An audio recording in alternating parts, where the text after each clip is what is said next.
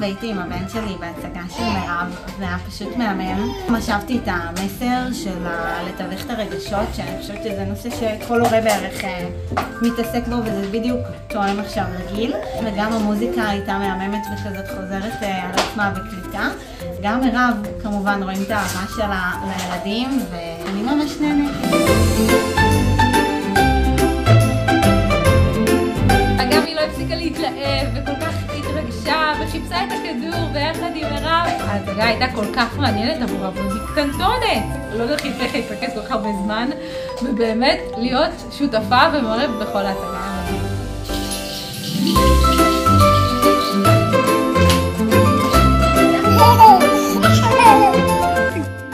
ראינו עכשיו את ההופעה של מירב, מקסים, מירב מקסימה, מאוד מקצועי וכיף, ואנחנו מאוד מאוד ממליצים בחום.